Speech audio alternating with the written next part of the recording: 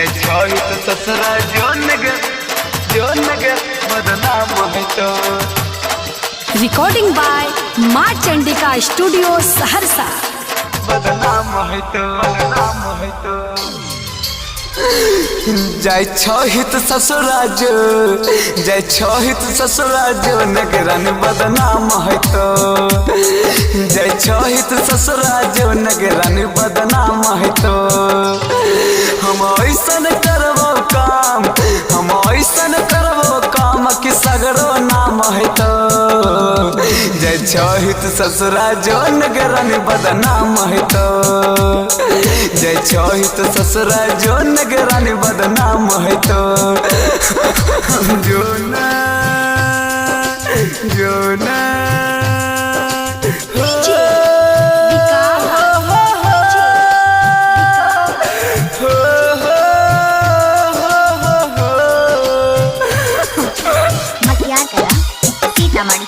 जय छोहित ससुराज नगरन बदनाम है तो।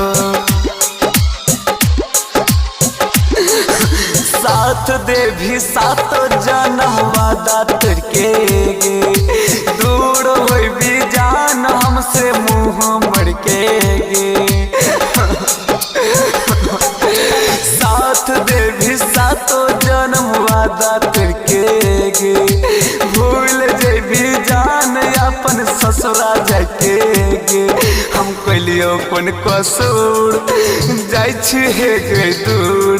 हम सोचले नड़ी हो कि होई मजबूर।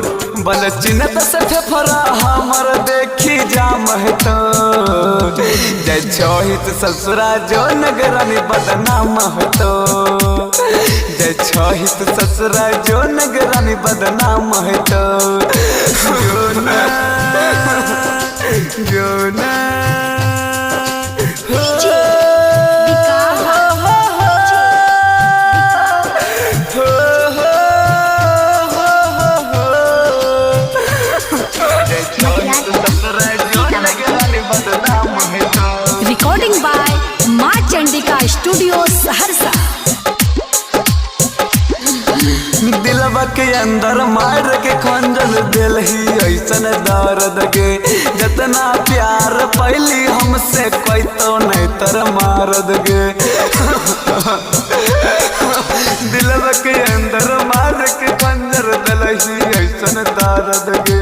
जितना प्यार पहली हमसे कोई तो नहीं तर मारद गे। सनज सन कैली घात मुके संकट बिड़ात।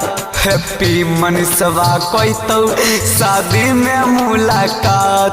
कहो छोरी सी यादव ऐसन काम कली। जय छोहित ससुरा जो नगरन बदनाम कले। जय छोहित ससुरा जो नगरन बदनाम कले।